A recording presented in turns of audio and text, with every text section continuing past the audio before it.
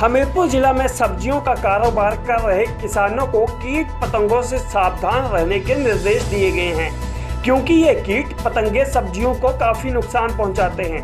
आजकल पर्याप्त नमी के साथ साथ तापमान में भी लगातार बढ़ोतरी हो रही है। ऐसे में कीट पतंगों पर सही समय पर बस सही मात्रा में दवाई स्प्रे करें, ताकि बीमारी रहित सब्जियों का इस्तेमाल किया जा सके। किसान इको फ्रेंडली मैनेजमेंट के जरिए कीट पतंगों को ट्रैप या गौमूत्र इत्यादि से भी नष्ट कर सकते हैं। इसके लिए किसानों को समय समय पर अपने ब्लॉकों के कृषि प्रसार अधिकारी या वैज्ञानिकों से सलाह लेते रहना चाहिए, ताकि सब्जियों को नष्ट होने से बचाया जा सके।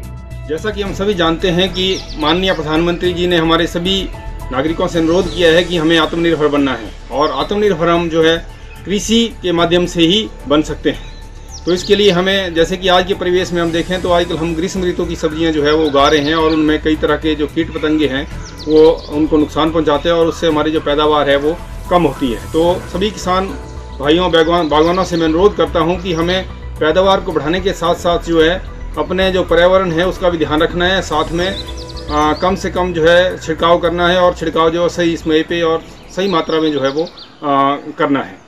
तो आजकल जैसे हम बात करते हैं तो आजकल कई तरह के कीट आते हैं। कुछ रस चूसने वाले कीट हैं, कुछ जो हैं वो पत्तों को खाते हैं, कुछ जड़ों में पाए जाते हैं, और वो कई तरह से जो है नुकसान पहुंचाते हैं। तो सबसे पहले हमारा जो इम्पोर्टेंट काम बनता है, हमें उसके लक्षण को पहचानना है कि उसमें किस तरह के लक्षण उत्पन्न होते हैं, और क्या वो कीट के द्वारा ही उत्पन्न हो रहे हैं या किसी और कोई और समस्या तो नहीं है।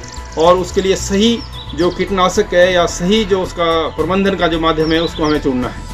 तो उसके लिए हम जो है अपने जो निकटतम जो अपने कृषि अधिकारी हैं या वैज्ञानिक हैं हमारे विश्वविद्यालय में, उनसे जो है संपर्क साध सकते हैं, उनसे जो है राय ले सकते हैं, और उसमें सही समय पे सही मात्रा में छिड़काव करें। और इस समय पे जो है, जैसे कि हम देख रहे हैं कि नमी बढ़ रही है, तापमान बढ़ रहा है, और इस समय पे जो है कीट पतंगों का जो प्रकोप है वो भी डे बाई डे बढ़ रहा है। तो उसमें हमें जो है सावधान रहने की ज़रूरत है, और साथ में जो है जो प्रबंधन है वो प्रबंधन हम इस तरह से करें कि जिससे हमारा पर्यावरण भी जो है वो सुरक्षित रहे, और साथ में जो हमें जो फल मिलते हैं या सब्जियां मिलती हैं वो भी जो है बिना कीटनाशकों के हों।